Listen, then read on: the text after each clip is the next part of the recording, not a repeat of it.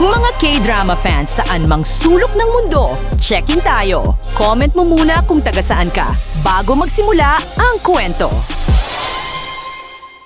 Dahil sa mga problema sa buhay na tila wala ng solusyon, gusto ng mga taong ito na tapusin ng sabay-sabay ang lahat. Nakatanggap ng abiso ang babaeng nakapulang coat at nagmadaling pumunta sa lugar. Pagdating niya, mabilis niyang hinugot ang tubo mula sa tambutso ng kotse, saka binuksan ang pinto para makalabas ang nakakasakal na usok. Walang pag-aalinlangan, umupo siya sa loob ng kotse at dinala sila sa isang nakakakilabot na biyahe. Patuloy na tumakbo ang kotse hanggang sa maubos ang gasolina, pero sa kung anong dahilan, ayaw pa rin nitong huminto.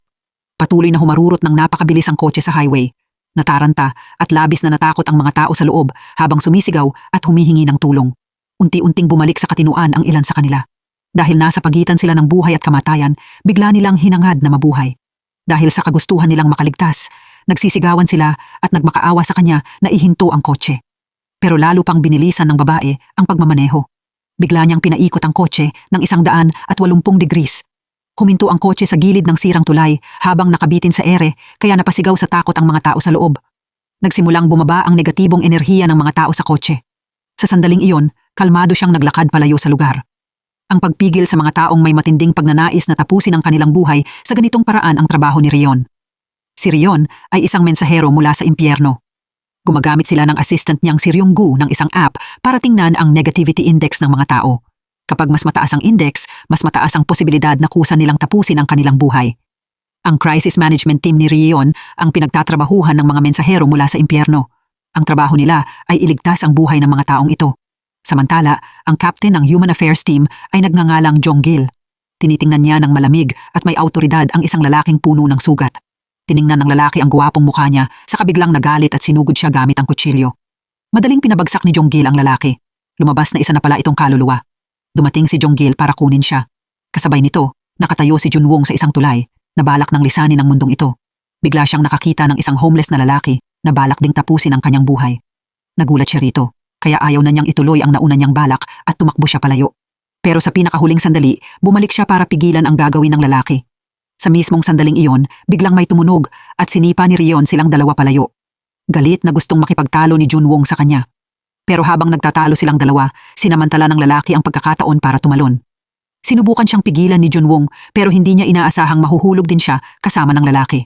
Nang magising siya, napagtanto niyang buhay pa siya. Pero nagulat si Junwong nang makita niyang naging transparent ang mga kamay niya. Paglingon niya, nakita ni Junwong ang sarili niyang nakahiga sa isang hospital bed. Sa transparent na salaming bintana, nakita niya si Rion na nakatayo sa labas ng pinto at nakatingin sa kanya. Patuloy siyang sinigawan at pinagsalitaan ni Junwong pero pumitik lang siya ng mga daliri at hindi na nakapagsalita ang bibig nito. Nang ipakita ni Junwong na hindi na siya gagawa ng ingay, hinayaan na siya ni Rion. Pagkatapos, itinaas niya ang kanyang employee ID card. Nakasulat doon na isa siyang mensahero mula sa impyerno at team leader din ng Soul Management Team. Sinabi ni Rayeon na hindi pa siya patay, pero aabutin pa ng 3 taon bago siya magising. Para mabawi ang pagkakamali niya sa trabaho, ililipat niya si Junwong sa ibang katawan. Pagkatapos, dinala niya ito sa Jumadong Corporation, ang pinakaabalang at pinakamataas na klaseng kompanya sa underworld, para maayos ng mga nakatataas ang mga mangyayari sa hinaharap niya. Pumasok silang dalawa sa isang misteryosong kuweba. Nang makarating sila sa dulo ng kuweba, nagbukas si Rio ng isang pinto at lumitaw sa harap nila ang isang bagong mundo na puno ng nakakasilaw na mga ilaw. Dinala niya si Junwong para makilala ang Jade Emperor. Nagtataka si Junwong kung ano ang hitsura ng Jade Emperor. Biglang may babaeng lumapit at nag-alok sa kanya ng isang karton ng gatas. Masunuring tinanggap iyon ni Junwong at agad na nagtanong tungkol sa hitsura ng Jade Emperor. Hindi niya inaasahan na pagkatapos noon, tumalikod ang babae at nagbagong anyo bilang Jade Emperor ng Jumadeong. Binigyan siya nito ng pagpipilian. Ang unang opsyon ay mananatili siyang nakakoma at magigising pagkatapos ng 3 taon. Ang pangalawang opsyon ay maaari siyang magtrabaho ng 6 na buwan at pagkatapos ay magising. Pero nagulat siya sa sagot ni Junwong dahil akala nito ay nananaginip lang siya at ayaw nitong magtrabaho para sa kanya. Dahil walang ibang magawa ang Jade Emperor kundi gumamit ng mahika para ipasok ang kaluluwa niya sa katawan niya, nakita ni Junwong ang kanyang ina na nakaupong desperado sa tabi niya habang hindi man lang siya makagalaw. Matapos matakot, pumayag si Junwong na maging isang mensahero ng underworld. Nahahati sa maraming magkakaibang departamento ang Jumadeong Corporation. Ang Soul Escort Team ay pinamumunuan ni Jonggil. Dito pinagsama-sama ang lahat ng pinakamagagaling na talent sa Jumadeong. Akala ni Junwong ay ilalagay siya sa isang departamentong bagay sa kaguwapuhan niya. Pero sa huli, Inilagay siya sa departamentong nagliligtas sa mga taong gustong kusang lisanin ang mundong ito. Isang departamento na kakaunti lang ang miyembro. Sa unang araw niya sa trabaho, nasaksihan ni Junwong ang kakayahan ni Ryeon. Habang umiiwas sa isang pedestrian, nabangga ng isang deliveryman ang kanyang sasakyan. Mabilis na papunta ang motorsiklo sa isang babae. Biglang pumitik ng mga daliri si Ryeon, dahilan para tumigil ang lahat. Pagkatapos, tumayo siya sa harap ng babae at ikinaway ang kanyang kamay, kaya nagbago ang direksyon ng motorsiklo. Medyo espesyal ang babaeng nailigtas. Mataas ang index niya ng pagnanais na lisanin ang mundong ito. May isang comic book tungkol sa karahasan sa paaralan na nagdulot sa kanya ng pag-aalala at problema. Ang laman ng comic ay tila konektado sa nakaraan niya. Napagtanto ni Ryeon na kung gusto nilang iligtas ang babaeng ito, kailangan nilang ayusin ang nakaraan niya. Binuksan ni Ryeon ang mga alaala ng babae gamit ang memory key. Pagkatapos, pumunta sila ni Junwong sa isang classroom. Umiiyak ang babae sa alaala habang binubura ang pangalan niyang nakasulat sa buong board. Dahil sa matinding emosyon ng babae, biglang nagkabitak-bitak ang lugar. Nagmadaling tumakbo si Ryeon at Junwong papunta sa ibang lugar. Nakarating sila sa bahay ng babae. Paulit-ulit nitong inuuntog ang ulo niya sa pader. Pagkatapos noon, biglang nagbago ang lugar. Agad na hinanap nilang dalawa ang pasukan papunta sa susunod na lugar. Pero kahit saan sila pumunta, nanatiling sobrang unstable ang lugar. Nang nakatayo na sila sa isang high-speed train, saka lang nila nakitang ngumiti ang babae. Pero nang pumasok ang tren sa isang tunnel, paulit-ulit na kumikislap ang mga headlight at muling nagbago ang lugar. Mabilis silang lumipat sa susunod na lokasyon. Nalaman nilang ang babaeng si Yunbi ay kaklase ng artist na si Hyewon. Sa panahong hindi masaya si Hyewon, narinig niya ang masayang usapan ni Yunbi at ng kaibigan nito. Si Hyewon, na palaging mapang-api sa school, ay kinaladkad si Yunbi kasama ng grupo niya papunta sa isang eskinita para bugbugin siya. Gumawa pa sila ng isang laro para sa kanya. Pinulot ni Hyewon ang ballpen na nahulog sa lupa, saka paulit-ulit na pinindot ang ballpen. Kinabukasan, nang pumasok si Yunbi sa classroom at binuksan ang locker niya, puno iyon ng basura at bastos at mapanirang mga salita. Sa mga sumunod na araw, sa tuwing pinipindot ni Hyewon ang ballpen, pinipilit si Yunbi na ngumiti. Ngumingiti siya na parang malapit ng umiyak pero hindi pa rin sila tumigil. Binuhusan pa nila si Yunbi ng isang supot ng gatas. Nang marinig ni Dan-ah na binabuli si Yunbi, dinala niya ito sa itaas na palapag. Sinabihan ni Dan-ah si Yunbi na i-report sa kanilang homeroom teacher ang nangyari, pero sobrang takot siya at tumanggi. Hindi nagtagal, dumating si Hyewon sa lugar. Hinawakan niya sa leeg si Dan-ah para takutin si Yunbi. Kapag nagsumbong siya tungkol sa bullying, si Dan-ah naman ang susunod na ibubuli. Alam na alam ni Yunbi kung ano ang pakiramdam na iyon. Gusto niyang magmakaawa kay Hyewon na huwag idamay ang kaibigan niya, kaya lumuhod siya at humingi ng tawad dito. Hawak niya ang ballpen sa kamay at hindi niya namalayang tumawa siya. Nang makita iyon, nasiyahan si Hyewon at naglakad palayo. Hindi nagtagal, sa isang maliit na eskinita, pisikal siyang sinaktan ni Hyewon at ng schoolgirl na nagbuhos ng gatas kay Yunbi. Buong oras na nakatayo sina Junwong at Ryeon sa memory space ni Yunbi, pero hindi sila maaaring makialam sa nangyayari sa alaala. Kapag nakialam sila, mapapansin sila ng mga tao sa alaala at makukulong sila sa mundong iyon. Nasaksihan ni Junwong ang pangbubuli kay Yunbi at hindi niya napigilan ang sarili niya. Lumapit siya para protektahan ito. Gaya ng inaasahan, nabasag ang salamin at nagkabitak-bitak na parang basag na salamin ang lugar sa likod nito. Nang makita iyon, mabilis na hinila ni Ryeon si Junwong at tumakbo sila. Kailangan nilang mahanap ang pintuan pabalik bago tuluyang bumagsak ang buong memory space. Isa-isang nagbago at nabasag ang mga lugar sa likod nila. Matapos dumaan sa ilang eksena, sa wakas ay nakita nila ang pintuan ng high-speed train na nagbalik sa kanila sa totoong mundo. Si Yunbi, na dating binabuli, ay isa ng screenwriter sa isang broadcasting station. Determinado siyang mamuhay ng masaya pero ang paglitaw ng isang tao ang nagtulak sa kanya sa isang krisis. Ang taong ini-interview niya noong araw na iyon ay si Hyewon. Si Hyewon ay dating nambubuli ng ibang tao sa school pero ngayon ay isa na siyang comic artist na gumuguhit ng mga kwento laban sa karahasan sa paaralan. Nakapag-publish pa siya ng isang series tungkol sa karahasan sa paaralan. Nakalimutan na ng bully ang lahat ng mali niyang ginawa pero palaging naaalala ng biktima ang lahat ng pinagdaanan niya. Pagkatapos ng interview, tinawagan ni Yunbi ang kanyang producer dahil umaasa siyang makakansela ang pagpapalabas ng programa. Sinabi pa niya rito na binabuli siya noon ni Hyewon. Hindi pumayag ang producer at pinagalitan pa siya. Hindi niya inaasahang sa sandaling iyon nakatayo na pala si Hyewon sa likod niya. Patuloy nitong ininsulto si Yunbi at paulit-ulit na pinindot ang ballpen para galitin siya. Dahil hindi na niya matiis ang pagpapahirap, umakyat si Yunbi sa rooftop. Umabot na sa 72% ang negativity index niya. Nakatayo siya sa gilid ng rooftop, nakahilig pasulong at balak tumalon. Gusto niyang tapusin sa ganitong paraan ang lahat ng kalungkutan niya. Nang tumalon si Yunbi, biglang nagdaan sa isip niya ang magagandang eksena mula sa buhay niya. Marahil sa sandali, sa pagitan ng buhay at kamatayan, ang naiisip ng mga tao ay palaging ang pinakatotoo at pinakamaganda. Dahan-dahan niyang ipinikit ang mga mata niya at sinabing ayaw niyang mamatay at iyon mismo ang pangungusap na hinihintay ni Ryan. Nag-teleport siya at tumayo sa ilalim ni Yunbi. Sa sandaling iyon, naramdaman na ni Yunbi ang nakakatakot na pakiramdam ng pagtalon mula sa isang gusali. Tiningnan niya si Ryan ng may pagdududa. Sinisi ni Ryan ang sarili niya at sinabing hindi sana siya nagsuot ng high heels para magligtas ng tao. Pagkatapos, tinanong niya si Yunbi kung ano ang pakiramdam habang nahuhulog siya. Nanatiling tahimik si Yunbi at yumuko. Taimtim siyang pinayuhan ni Ryan pero ipinapakita pa rin ng data sa monitoring system na hindi pa talaga siya nakakalabas sa danger zone.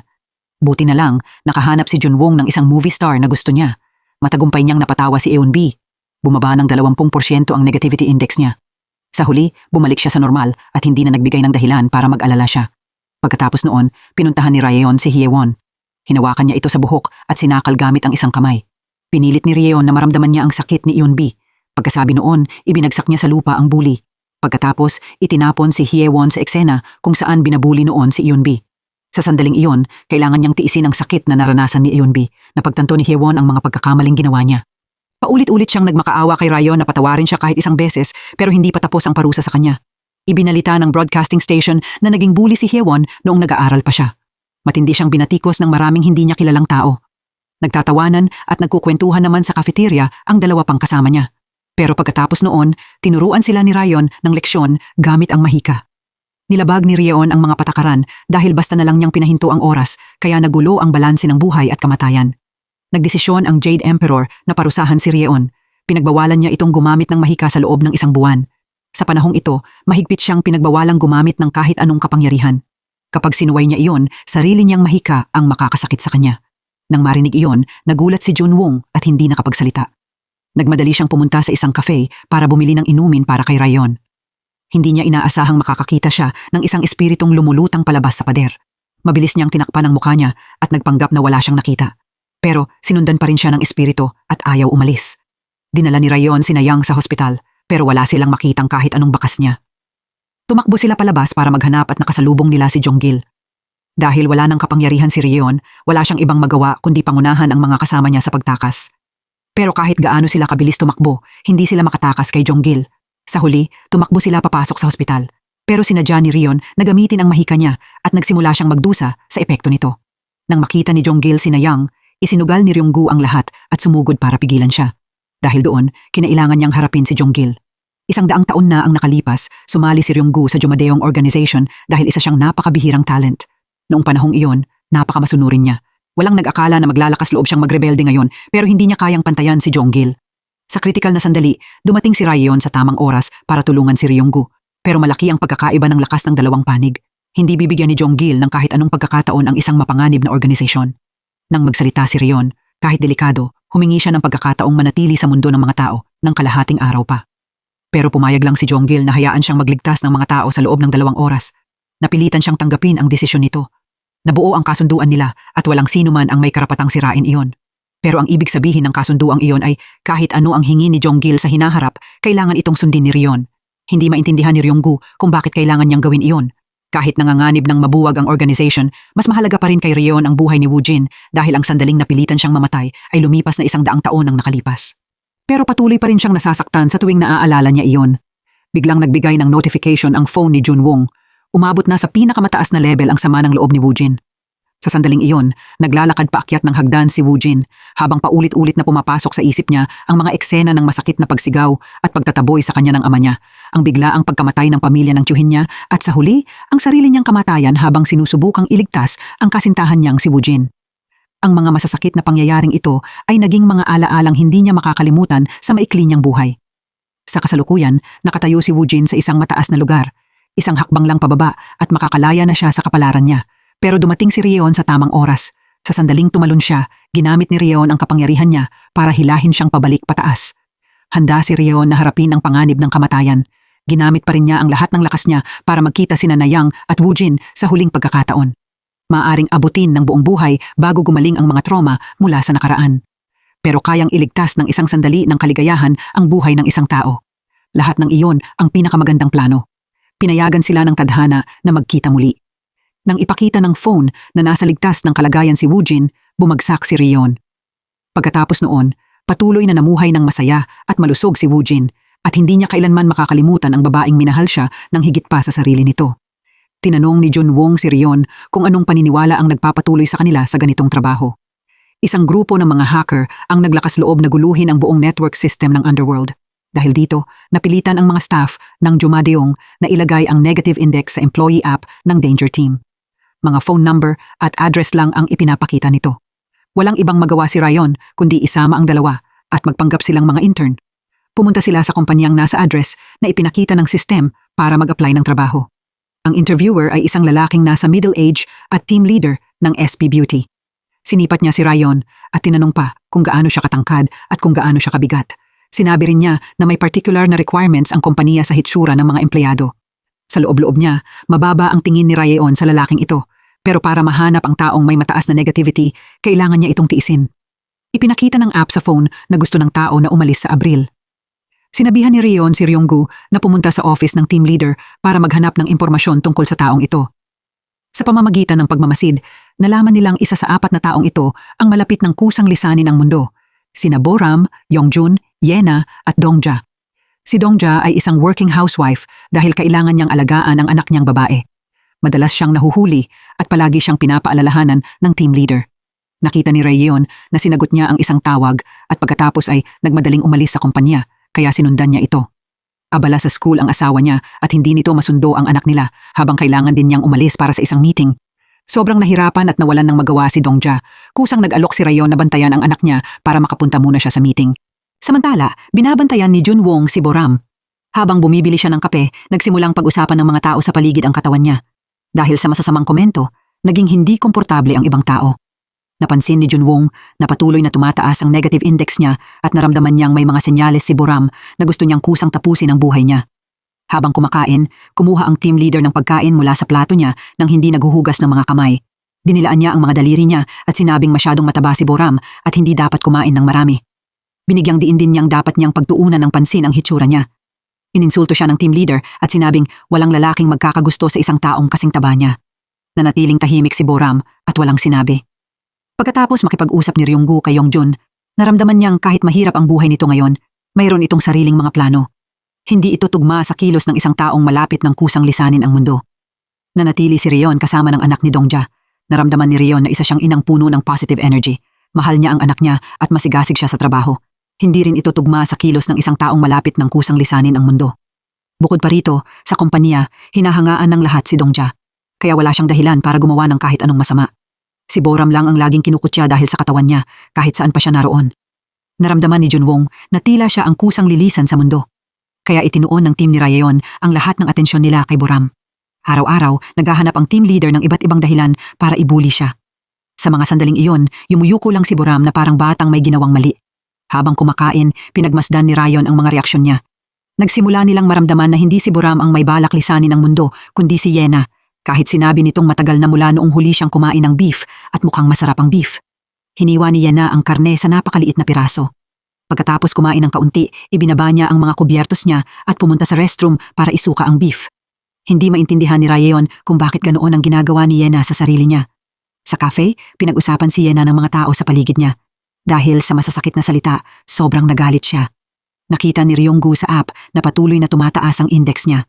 Naramdaman ni Rion na may nangyari kay Yena marahil ngayong araw. Habang kumakain ng magkakasama ang mga empleyado ng kompanya, hinikayat ng team leader si Yena na kumain. Sinabi niyang mukhang walang buhay ang isang babaeng kasing payat niya. Pagkasabi noon, sinabi niyang masyado nang mataba si Boram at dapat mas kaunti ang kainin niya. Pagkatapos, sinipat ng team leader si Rayon at nakakatakot na sinabing tama lang ang katawan na tulad ng sa kanya. Sa sandaling iyon, hindi na nakapagpigil si Junwong at isinubo ang pagkain sa bibig ng team leader. Nakatingin kay Yena ang lahat ng katrabaho niya.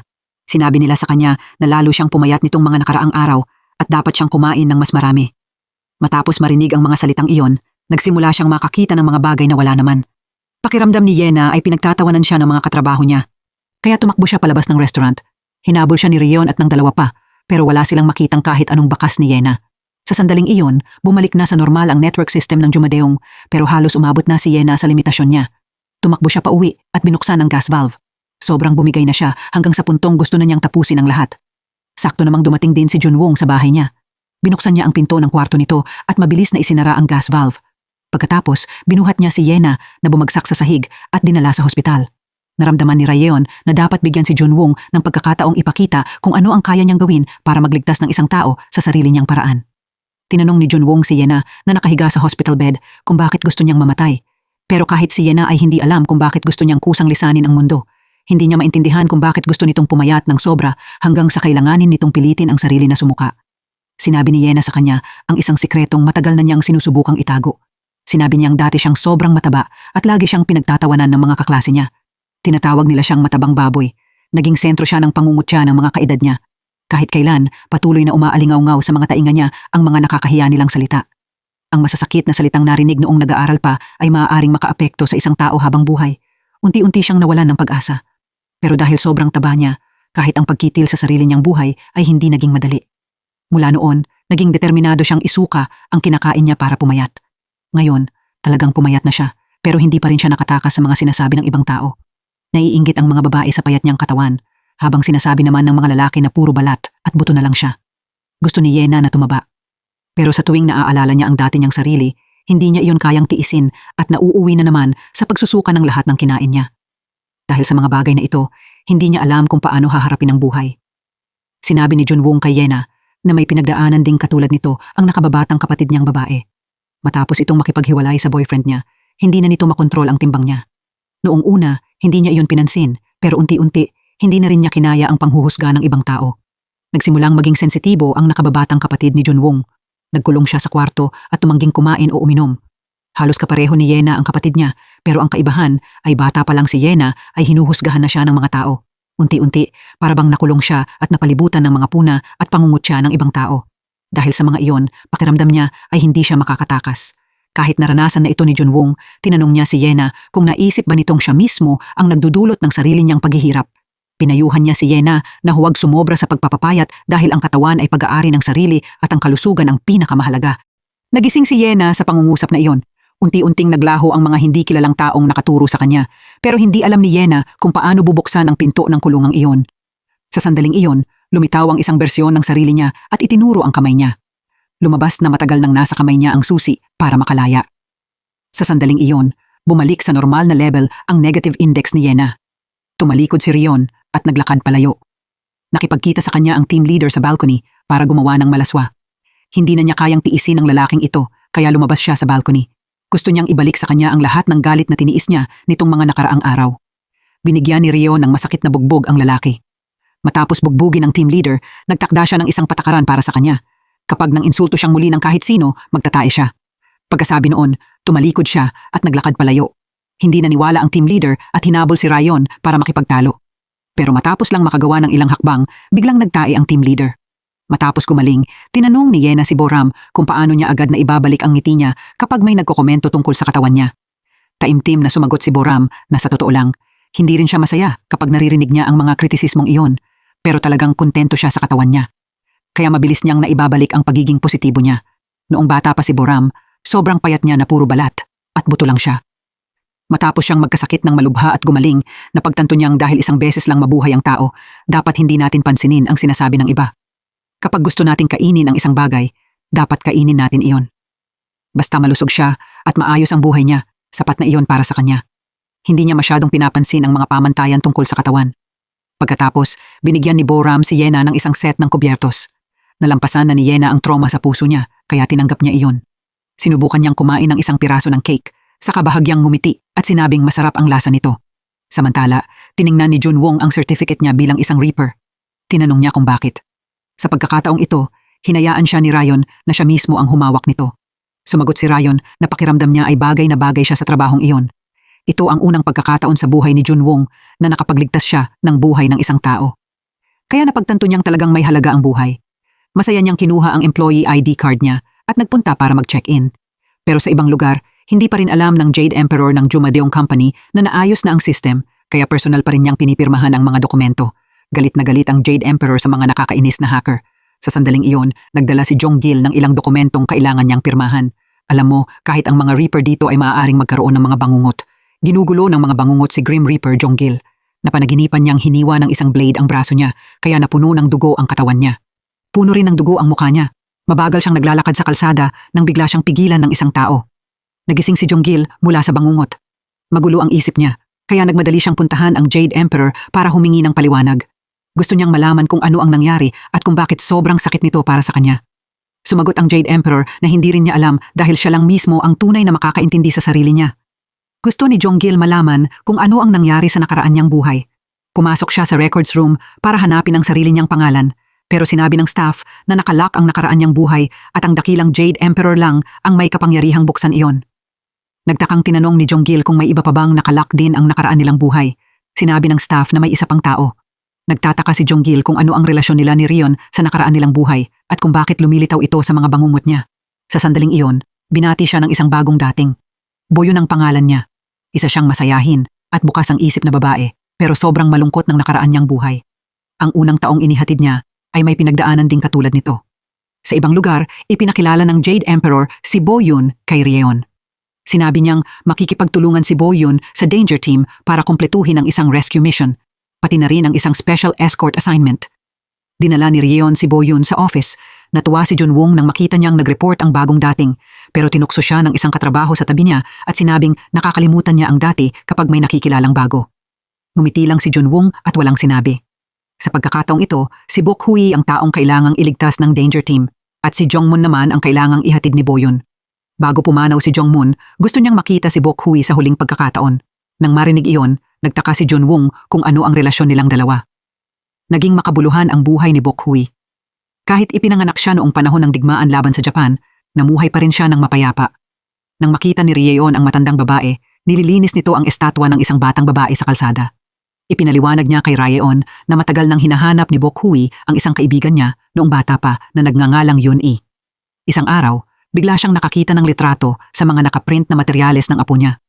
Ang babae sa litrato ang mismong taong matagal at hirap na hirap hinanap ni Bok Hui. Hindi niya maisip kung anong klaseng paghihirap ang pinagdaanan ni Yun-i. Sa tuwing nakikita ni Bok Hui ang estatwa ng batang babae, iniisip niyang si Yun-i iyon. Dahil doon, sobrang nakokonsensya siya sa kaibigan niya. Tinanong niya si Rion kung buhay pa ba ang taong iyon. Sinabi ni Rion sa kanya na matagal nang pumanaw si Yun-i. Nang marinig iyon, pakiramdam ni Bok Hui ay nawala ang huling tapang na nagpapanatili sa kanya na buhay hanggang ngayon.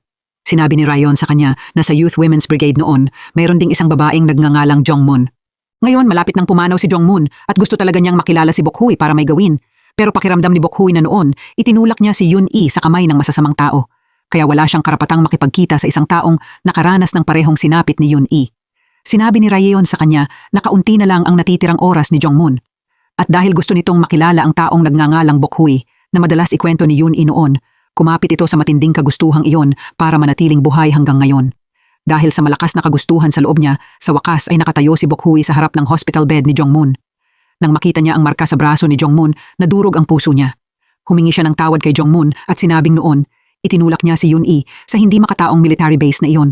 Labis na pinagsisihan ni Bok Hui ang nagawa niyang kasalanang hindi mapapatawad. Noon, sobrang lapit ni na Bok Hui at Yun-i na para silang magkapatid. Magkasama silang lumaki. Isang araw, nagkasakit ng malubha ang ama ni Yun-i. Mahirap ang pamilya niya at hindi nila kayang bayaran ang pagpapagamot. Dahil sa biglaang problemang iyon, lalo pang nawalan ng pag-asa ang pamilya niyang hirap na.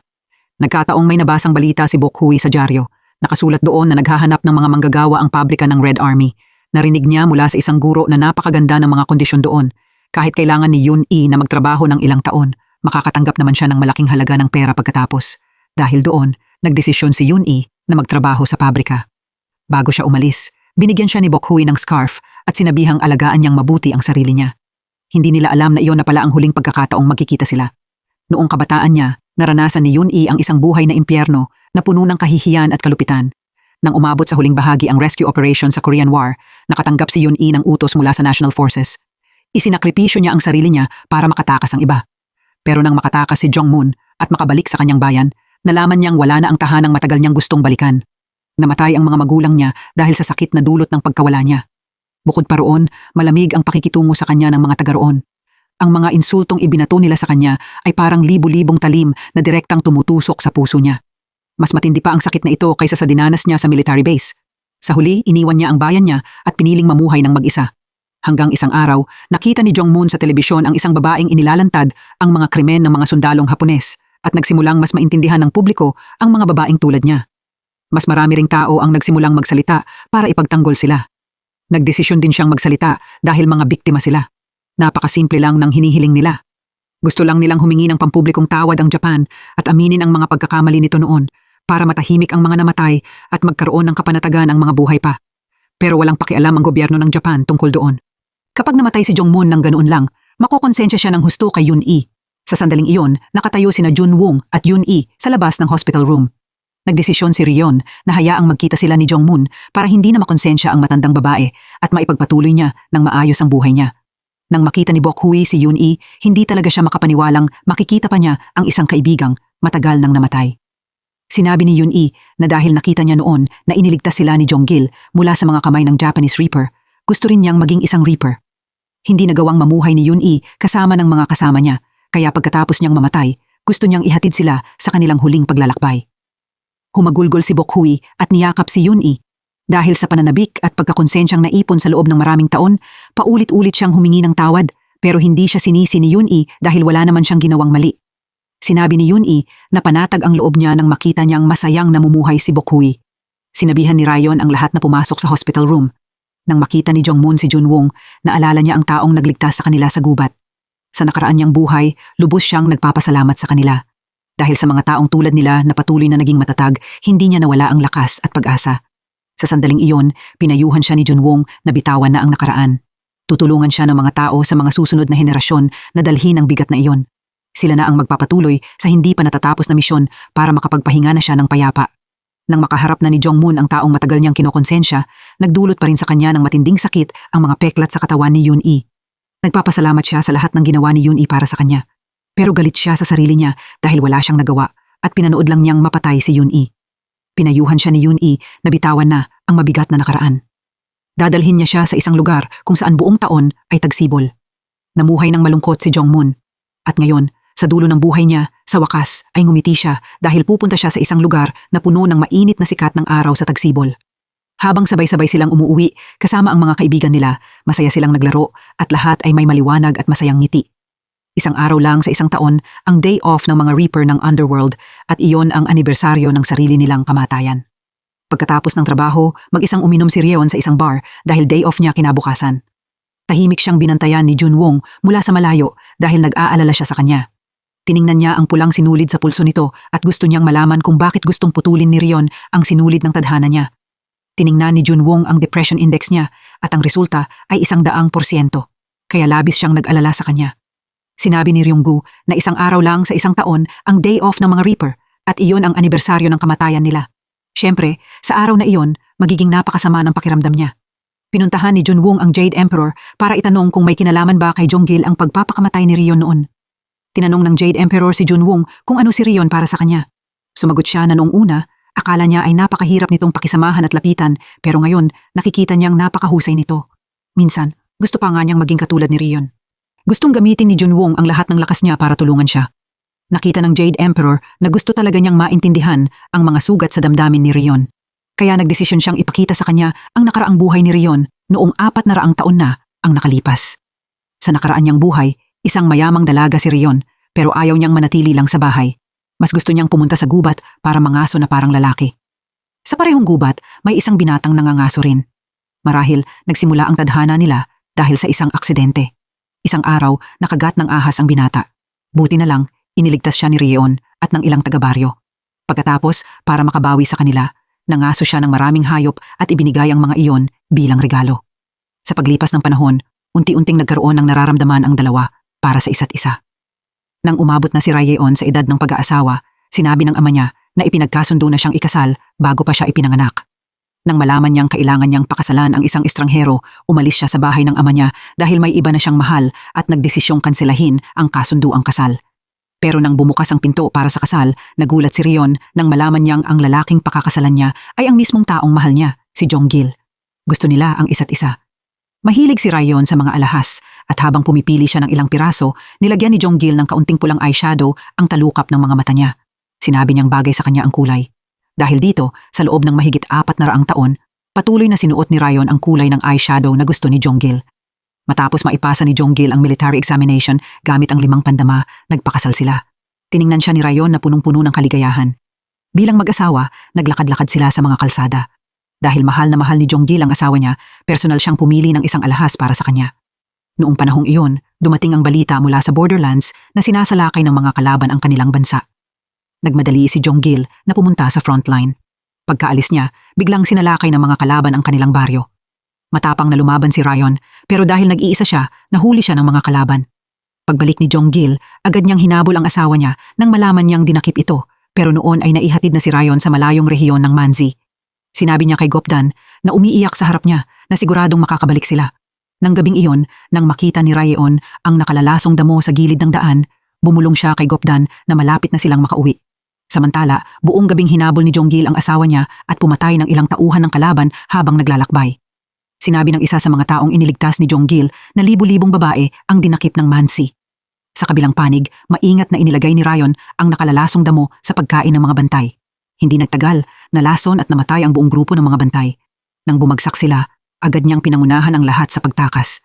Nang dumating si Jonggil at makita ang mga bangkay ng mga bantay at ang mga lubid na nakakalat sa lupa, nalaman niyang nakatakas na sila. Noong panahong iyon, patuloy na pinangunahan ni Ryan ang lahat sa pagtakas at hindi sila nangahas na huminto. Matapos ang ilang araw ng nakakapagod na paglalakbay, sa wakas ay nakarating sila sa sariling bayan. Sobrang saya nila dahil akala nila ay ligtas na sila. Pero nang makarating ang grupo ni Ryan sa mga gate ng syudad, pinigilan sila ng mga sundalo. Dahil nahuli sila ng mga Manzi, itinuring silang marumi at pinagbawalang bumalik sa kanilang bansa. Dumaan sina Ryan at ang iba pa sa napakaraming paghihirap para makabalik, pero itinaboy sila ng sarili nilang bayan. Hindi siya natatakot mamatay at patuloy siyang naglakad pasulong. Nang itaas ng sundalo ang espada para saktan siya, dumating si Jonggil sa tamang oras at sinabing asawa niya si Ryan at hindi niya hahayaang saktan siya ng kahit sino. Sa wakas ay natagpuan ni Jonggil si Ryan, pero hindi na sila makakabalik sa dati nilang buhay. Minamaliit siya ng lahat. Sinabi nilang wala siyang hiya. Noong una, tiniis iyon ni Ryan, pero naniwala sa mga chismis ang ina ni Jonggil. Akala niya ay dinungisan si Ryan at makakasira iyon sa dangal ng kanilang pamilya. Kaya gusto niyang humanap ng ibang asawa para kay Jonggil na magbibigay sa kanya ng mga tagapagmana. Siyempre, matatag na tumanggi si Jonggil. Isang araw, may narinig siyang nagsabing buntis si Ryan sa anak ng isang Monzi. Agad niyang binunot ang espada niya, dahilan para manginig sa takot ang lalaki at lumuhod para magmakaawa. Dumating ang ina niya at pinigilan siya. Pero kahit umalis na sila, bakas pa rin sa mga mukha nila ang pangmamaliit. Nang makita iyon, binunot ni Jonggil ang espada niya at balak silang habulin, pero pinigilan siya ng asawa niya. Labis na nalungkot si Ryan dahil sa mga chismis sa labas, pero hindi niya inaasahan na bibigyan siya ng kanyang biyenan ng isang kutsilyo. Sinabi ng babae na piliin niyang mamatay para mapanatili ang dangal ng pamilya at ang kinabukasan ni Jonggil. Isang araw, habang naglalakad sa kalsada, ininsulto si Ryan ng mga tao sa bayan at hindi na niya iyon kinaya. Pinuna niya ang mga lalaking nanatili sa bahay para hamakin ang isang babae sa halip na lumaban sa mga kalaban. Nagalit sila sa mga sinabi niya at binato siya. Hinarangan ni Gopdan ang mga bato para protektahan si Ryan, pero nang mamatay siya dahil sa pambabato, natakot ang mga tao at nagkanya-kanyang takas. Dahil hindi na kayang tiisin ni Ryan ang matinding pressure, gusto niyang tapusin ang buhay niya para makatakas sa paghihirap. Pero hindi kailanman papayag si Jonggil na iwan siya ng asawa niya. Durog ang puso niya nang makitang dumaranas ng matinding paghihirap sa isip ang babaeng mahal niya, kaya inalo niya ito at sinabing malapit nang tumigil ang mga chismis. Pagkatapos, kinalaban niya ang mismong mga taong minsan niyang isinugal ang buhay niya para protektahan. Papatayin niya ang sinumang maglalakas loob na magsalita ng masama tungkol kay Ryan. Pero hindi ito ang gusto ni Ryan. Nang makita niyang naging mamamatay tao si Jonggil para sa kanya, lalo lang niyang naramdaman na isa siyang sumpa. Sa huli, pinili niyang tapusin ang sarili niyang buhay para protektahan ang kinabukasan ng asawa niya at ang dangal ng pamilya. Nang umuwi si Jonggil na parang nawawalang kaluluwa at makitang tinapos ng asawa niya ang sarili nitong buhay, nakaramdam siya ng matinding sakit. Pero hindi na maibabalik ng malulungkot na luha ang taong namatay. Sa huli, naintindihan ni Junwong kung bakit hindi muling ipinanganak si Ryan at piniling manatili bilang isang Grim Reaper. Patuloy niyang tinulungan ang mga taong gustong tapusin ang kanilang buhay dahil naiintindihan niya ang pakiramdam ng kawalan ng magawa. Ayaw niyang mawala ng sinuman ng sinulid ng tadhana nila kasama ang mga mahal nila sa buhay dahil sa kawalan ng pag-asa. Pagkatapos, tinanong ni Junwong ang Jade Emperor kung alam ba ni Jonggil ang lahat ng ito. Sinabi niya na minsan nang isinara ni Jonggil ang mga alaala niya tungkol kay Ryan at pagkatapos lang noon siya muling ipinanganak. Pero marahil ang pagpapakamatay ni Ryan ay naging permanenteng sugat sa puso niya na hindi na kayang gumaling. Pagkatapos ng pangyayaring iyon, dinala ni Jonggil ang sugat na iyon sa damdamin at nagtrabaho sa Jumadeong sa loob ng daan-daang taon. Samantala, ipinakita ng phone ni Ryan ang pangalan ng taong pinakaayaw niyang makita. Si Gopdan iyon pagkatapos muling ipanganak. Sa buhay na ito, isa siyang sikat na Korean celebrity na nagngangalang Cho Hui. Dahil prangka siyang magsalita, marami siyang taong nasaktan at marami rin siyang anti-fans. Pero may ilang anti-fans na tila sinasadyang targetin si Cho Hui. Kinabukasan, pumunta sina Ryeon at Junwon sa company ni Cho Hui at nilapitan siya bilang mga bodyguard. Nakatanggap ang company ni Cho Hui ng isang anonymous letter na may kasamang litrato niya at ng isang mataas na executive na nagkikita sa isang hotel. Dahil dito, hindi alam ng company kung paano haharapin ang sitwasyon. Noong araw na iyon, pumunta lang si Cho Hui para makipagkita sa isang kaibigan at nagkataong nakasalubong niya ang executive. Dahil dito, kinuhanan sila ng litrato ng mga paparazzi at maling inakusahan sa mga inilabas na article. Sa totoo lang, may isang taong nagplano ng lahat para saktan siya. Kahit ang matalik niyang kaibigan ay nagtaksil sa kanya. Kahit walang ginawang mali si Cho Hui, masisira siya kapag patuloy na kumalat ang mga negatibong chismis na ito. Galit na lumabas si Cho Hui mula sa company. Sa oras na iyon, sinubukan ng isang male artist na gamitin sa kanya ang mga lihim na kalakaran sa industriya. Hanggang ngayon, hindi kailanman pumayag si Cho Hui sa anumang ganoong kalakaran. At dahil dito, marami siyang taong nasaktan. Habang naghihintay ng rehearsal, nakasalubong ni Cho Hui ang isang girl group sa lounge. Napansin niyang sinasadyang hindi pansinin ni Song Yi ang isa pang miyembro ng grupo. Kaya pinayuhan siya ni Cho Hui na mas alagaan ang mga kasama niya sa grupo. Pero binalaan ni Song Yi si Cho Hui na huwag makialam sa problema ng ibang tao. Sa backstage, nakatanggap si Cho Hui ng tawag mula sa ama niya. Binantaan siya nito na kapag hindi niya binigyan ng pera, sasabihin nitong isa siyang anak na walang utang na loob. Sa puntong iyon, pagod na si Cho Hui sa katawan at isip. Kaya habang nagre-rehearsal, bumagsak siya sa stage. Agad na tumakbo si Junwon papunta sa stage at binuhat siya palayo. Dahil isa siyang celebrity at napapalibutan siya kamakailan ng mga negatibong chismis, hindi siya nangahas na pumunta sa hospital. Pakiramdam ni Cho Hui ay wala siyang magawa, pero wala siyang mapagsabihan ng nararamdaman niya. Sinabi ni Ryeon sa kanya na palagi siyang mananatili sa tabi niya at ibabalik niya ang magandang pangalan ni Cho Hui. Kaya kailangan ni Cho Hui na manatiling matatag. Sa sandaling iyon, nakaupo at nag-uusap ang dalawang team leader sa office ni Jong-gil. Sa pagkakataong ito, pumunta sila sa underworld para sa trabaho. Nakarinig sila ng report na nagsasabing tinapos ni team leader Ryeon ang sarili niyang buhay. Hindi nila maintindihan kung bakit pinayagan ng Jade Emperor ang isang taong tulad niya na mamahala sa pagliligtas sa mga taong gustong tapusin ang kanilang buhay. Galit na galit si Jong-gil nang marinig iyon. Agad niyang pinuntahan ang Jade Emperor at tinanong kung ano ba talaga ang relasyon nila ni Ryeon sa mga nakaraan nilang buhay. Tumanggi ang Jade Emperor na ipakita sa kanya ang mga alaala niya noon, pero ayaw itong tanggapin ni Jong-gil. Sinabi niyang siya mismo ang hahanap ng sagot. Sinunod ng mga bantay sa gate ang utos ng Jade Emperor at sinubukang pigilan si Jong-gil pero walang sino man sa Jumadeong ang kayang humarang sa kanya. Matapos subukan ng male artist na gamitin kay Cho Hui ang mga lihim na kalakaran sa industriya at tanggihan siya nito, nagsimula siyang mag-isip ng mga paraan para sirain ito. Gusto niyang mawala kay Cho Hui ang lahat. Sinabi ni Song Yi sa kanya na paalisin si Cho Hui sa entertainment industry. Sinabi ni In Woo na nabayaran na niya ang isang reporter at malapit nang lumabas ang isang article na maglalantad umano kay Cho Hui. Sinabi rin niya kay Song Yi na gumawa ng peking kwento na binabuli ni Cho Hui ang mga miyembro ng grupo. Pumunta ang team ni Ryeon sa hotel at nakuha ang CCTV footage na nagpapakitang nagkataon lang ang pagkikita ni Cho Hui at ng executive. Gusto nilang ibalik ang magandang pangalan niya pero sa sandaling iyon, may lumabas na article na nag-aakusa sa kanya ng pag-agaw sa asawa ng ibang tao at pangbubuli sa mga miyembro ng grupo. Ipinakita ng phone nila na umabot na sa mapanganib na level ang negative emotional index ni Cho Hui. Gusto niyang pumunta sa company para humingi ng paliwanag pero paglabas niya, pinalibutan siya ng mga reporter. Agad siyang inilayo ni Junwon. Puno na ngayon ang isip niya ng mga peking chismis at masasakit na salita ng mga anti-fans. Ito ang mga negatibong bagay na nagtulak kay Cho Hui na mag-isip na tapusin ang sarili niyang buhay. Binuksan niya ang pinto ng kotse at tumakbo palabas. Naghiwa-hiwalay ang mga miyembro ng team ni Ryeon para hanapin siya. Sa isang intersection, nakita siya ni Ryeon na biglang tumatakbo papunta sa kalsada. Pumitik si Ryeon ng mga daliri at tumigil ang lahat. Nang lalapit na siya kay Cho Hui para iligtas ito, biglang lumitaw si Jong-gil. Ipinakita niya ang kontratang pinirmahan ni Ryeon nang pumayag siyang maging Grim Reaper. Sinabi ni Jong-gil na mula ngayon, hindi siya maaaring makialam sa mga desisyon ni Cho Hui. Maaari lang niya itong suportahan mula sa tabi. Pagkasabi noon, pumitik siya ng mga daliri at muling gumalaw ang oras.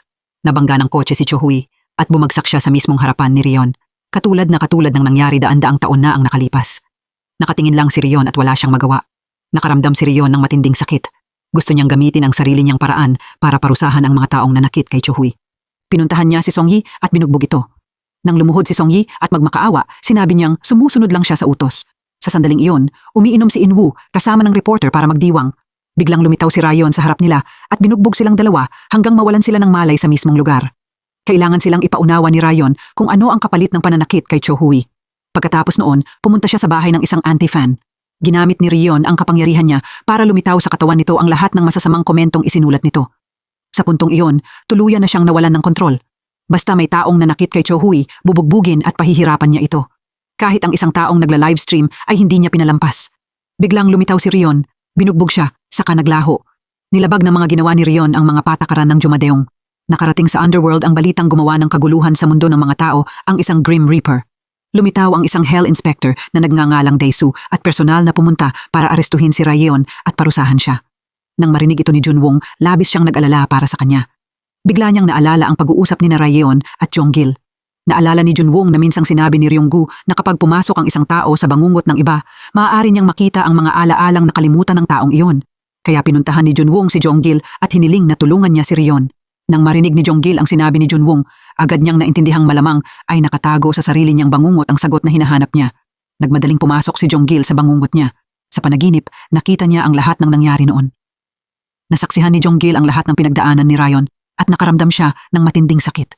Mabilis na lumipas ang pagsasama nila at hinila siya ng mga sugat na hindi niya makalimutan sa panaginip pabalik sa daan-daang taon na ang nakalipas. Nang maibalik ni Jonggil ang mga alaala niya, napagtanto niyang tinapos ni Ryan ang sarili niyang buhay dahil sa kanya.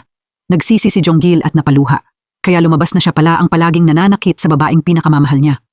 Samantala, sinubukan ni Junwong na kumbinsihin si Rion na tumigil pero wala na siyang natitirang mawawala. Kahit itapon siya sa isang palayok ng kumukulong mantika, gusto pa rin ni Rion na ipaghiganti si Cho Hui. Ginamit ni Junwong ang mga salitang minsang sinabi nito sa kanya para kumbinsihin siya. Ang responsibilidad ng risk management team ay magligtas ng buhay. Kung maging siya mismo ay hindi maayos, paano niya maililigtas ang ibang tao? Tila kumalma siya dahil sa mga sinabi nito. Sinabi ni Ryonggu na unti-unti nang gumagaling si Cho Hui. May pagkakataon pa siyang mabuhay. Sa sandaling iyon, biglang lumitaw si Daisu. Gusto niyang ibalik si Ryeon sa lugar na nararapat para sa kanya, pagdusahan siya sa apoy ng impyerno at huwag nang pahintulutang bumalik sa mundo ng mga tao. Pero biglang lumitaw sa harap niya si Jonggil na naibalik na ang mga alaala niya. Hinding-hindi niya hahayaang sakta ng kahit sino si Ryeon. Mag-isang nilabanan ni Jonggil si Daisu at ang mga tauhan nito. Pero hindi niya kayang talunin ang napakaraming tao. Bukod pa roon, hindi ordinaryong tao si Daisu. Pinalaan niya si Jonggil na huwag siyang pigilan sa pag-aresto kay Ryan. Masakit na binugbog si Jonggil pero patuloy pa rin siyang tumayo sa harap nito. Kahit binugbog siya hanggang sa hindi na siya makatayo, mahigpit pa rin siyang kumapit sa binti ni Daisu at hindi ito pinakawalan. Kasabay nito, nagising si Cho Hui sa hospital at gusto pa rin niyang tapusin ang sarili niyang buhay. Lumitaw si Rion sa harap niya at sinabing isa siyang Grim Reaper. Nagmakaawa si Cho Hui na kunin na siya mula sa mundo ng mga tao. Nang makita siyang sobrang nasasaktan, sinabi ni Rion na sa buhay na ito, hindi niya hahayaang batuhin muli ng kahit sino si Cho Hui. Aalisin niya ang lahat ng hadlang at patutunayang walang kasalanan si Cho Hui. Sinabihan ni Ryan si Junwong na alagaan niyang mabuti si Cho Hui dahil sa buhay na ito, magiging asawa niya ito. Sinabihan ni Ryan si Ryonggu na dalhin sa Jumadeong ang mga taong sinasadyang magpakalat ng mga pekeng chismis. Sa underworld, iniimbestigahan ni Daisu si Jonggil at tinatanong kung bakit gusto niyang pakawalan si Ryan. Sinabi niyang wala siyang kahit anong dahilan. Sa sandaling iyon, dumating ang Jade Emperor at ang iba pang mga team leader para kausapin si Daisu. Sinabi ng lahat ng team leader na talagang galit si Jonggil sa risk management team kaya hindi sila naniniwalang ililigtas niya si Rion. Pagkatapos, sinabi sa kanya ng Jade Emperor na dahil tinapos ni Rion ang sarili niyang buhay sa nakaraan niyang buhay, naputol ang sinulid ng tadhana niya. Kahit muling ipanganak si Rion, hindi na niya maikokonekta muli ang dati niyang tadhana. Sobrang sakit ang idinulot ng pagkamatay ni Rion kay Jonggil kaya ayaw na rin niyang mabuhay. Malalim na nakaukit sa kaluluwa niya ang sakit na iyon. Kahit muli siyang ipinanganak, hindi pa rin niya iyon makalimutan. Samantala, tinulungan ni Ryan na linisin ang pangalan ni Cho Hui. Hinayaan niyang mangalap ng ebidensya ang mga fans ni Cho Hui laban kay Inwoo. Hindi lang siya mapaparusahan sa mundo ng mga tao, kundi ipapadala rin siya sa impyerno. Ang mga sadyang gumawa ng mga pekeng chismis naman ay binugbog at ikinulong sa Jumadeong. Matapos nilang burahin ang lahat ng posts at humingi ng tawad kay Cho Hui sa publiko, pinalaya sila. Bumalik din sa normal ang buhay ni Cho Hui. Pinuntahan ni Rion ang Jade Emperor para aminin ang pagkakamali niya. Handa niyang tanggapin ang kahit anong parusa, kahit ang ibig sabihin nito ay bumalik siya sa impyerno. Pero sinabi ng Jade Emperor na hindi na niya kailangang parusahan dahil si Jonggil na ang tumanggap ng parusa para sa kanya. Nang marinig ni Ryan ang balita, bumaba siya sa underworld.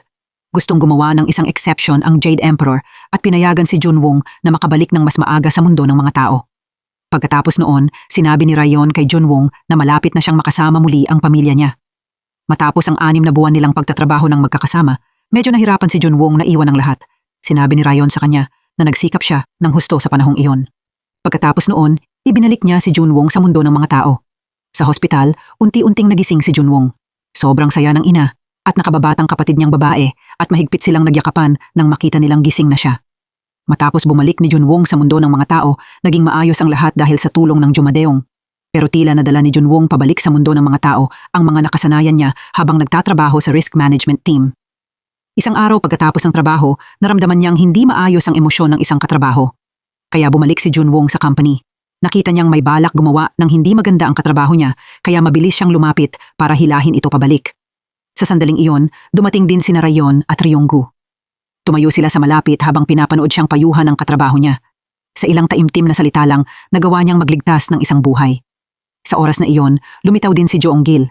Sinabi niyang nakabalik na si Junwong sa mundo ng mga tao, pero nakikialam pa rin siya sa trabaho ni Joong-gil. Tahimik siyang tiningnan ni Ryon. Kahit hindi na maibabalik ng dalawa ang dati nilang relasyon, marahil ang pagkakataong magkita at magtrabaho muli nang magkasama ang pinakamagandang ending para sa kanila. Sa sandaling iyon, lumingon si Junwong at tinanong kung sino silang tatlo. Sumagot si Ryon na isa siyang Grim Reaper.